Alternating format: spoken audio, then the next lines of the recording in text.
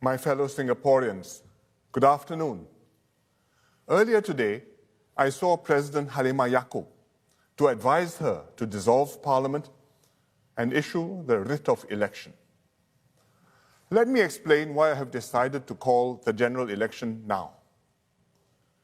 We are approaching the end of the 5-year term of this government. Under the Constitution, elections must be held at the latest by April 2021.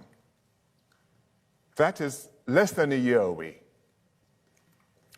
We have been fully occupied with the COVID-19 outbreak since the beginning of the year. The pandemic set upon the world suddenly. It quickly grew into a global crisis, spreading across many countries. Around the world, nearly 500,000 people have died, and countless more have seen their lives disrupted. Singapore detected our first cases in January. At first, most were imported cases. But soon we observed a growing number of local cases with no links to infected visitors. In March, the numbers grew, especially later when COVID-19 started spreading among migrant workers in dormitories. We responded decisively. We imposed a circuit breaker for 2 months. We made strenuous efforts to care for our migrant workers. In the dormitories, we are making steady progress, though it will take a few more months to resolve the problem. At the same time, new community cases have come down sharply. Most importantly, we have kept the number of fatalities very low. Right now, we only have 1 patient in the ICU in hospital. Still, the virus has taken a heavy toll on livelihoods. Around the world, the lockdowns and the public health measures have caused a deep economic crisis. In Singapore, we have mitigated this with massive fiscal action. We passed 4 budgets, injecting almost $100 billion. We are drawing from our reserves to support workers, businesses, and households. These decisive emergency actions have kept retrenchments and company closures low. They have helped Singaporeans take care of their families and see through the immediate crisis. After great effort, we are now in a stable position. We are cautiously resuming social activities and progressively reviving our economy. Life can now become more normal than it was during the circuit breaker, provided we all continue to take the precautions seriously. But we should be under no illusions that we have defeated COVID-19. This is just the end of the beginning phase. A long struggle lies ahead. COVID-19 will be with us for at least a year, and most probably longer, until a vaccine is developed and becomes available. It is a very difficult and tricky disease to deal with. So we have to continue keeping a close watch on the situation. Many other countries have successfully brought their cases down, only to experience fresh outbreaks after opening up again. For example, in South Korea, from night spots in Itaewon in Seoul, or China, from a market in Beijing, or Germany, in an abattoir, or in the United States, in the southern Sunbelt states. Therefore, we must be psychologically prepared for more ups and downs in this fight against COVID-19. Economically, we must brace ourselves for a very tough period ahead. Singapore has not yet felt the full economic fallout from COVID-19. but it is coming. Despite all the measures we have taken, there will be more business closures and more retrenchments in the coming months. Unemployment will go up.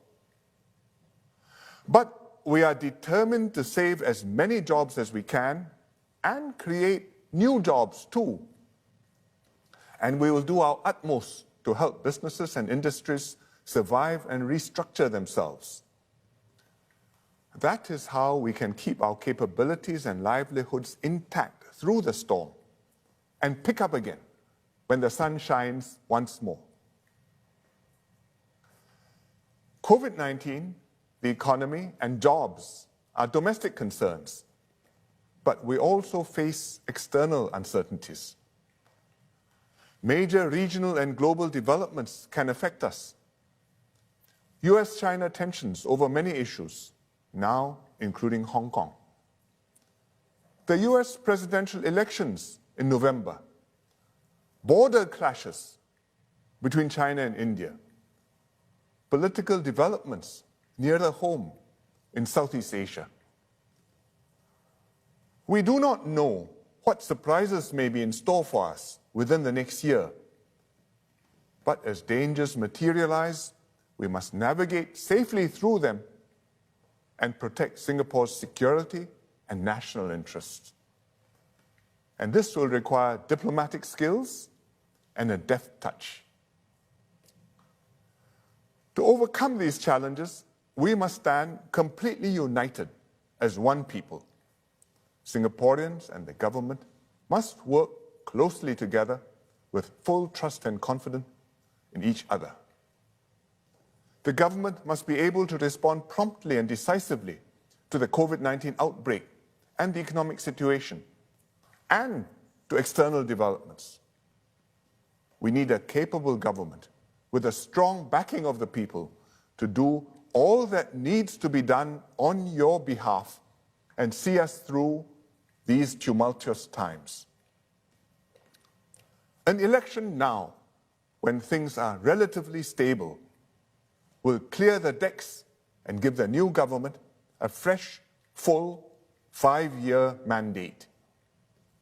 It can then focus on this national agenda and the difficult decisions it will have to make and to carry. The alternative is to wait out the COVID-19 pandemic. But we have no assurance that the pandemic will be over before this government's term must end next April. And that is why I have decided to hold the general election now. We are still in the midst of COVID-19, so it will not be a normal election campaign. Before deciding to proceed, I had to be certain of two things. First, that voters can vote safely, and second, that political parties can campaign effectively. After studying the issues, I'm satisfied that both of these can be done. On voter safety, the Elections Department will be implementing additional precautions on polling day. We are setting up more polling stations than in previous elections to reduce crowding. There will be safe distancing measures practiced at the polling stations. Voters will be allocated specific time slots to vote, and seniors will be given priority to vote before others. On effective campaigning, the Elections Department has also made arrangements and issued guidelines.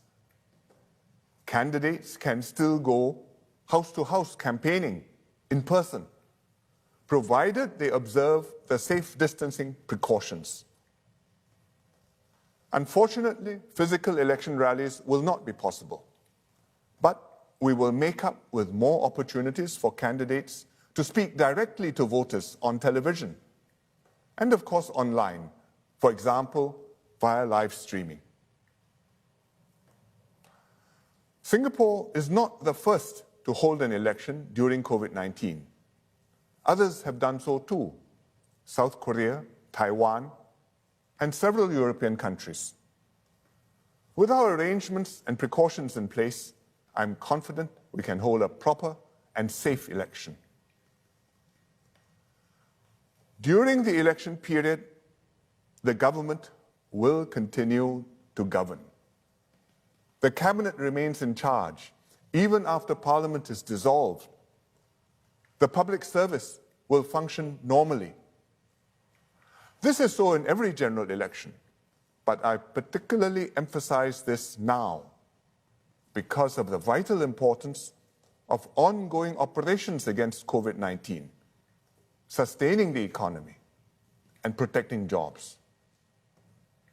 Therefore, over the next few weeks, you can expect the ministerial task force still to lead our response to COVID-19.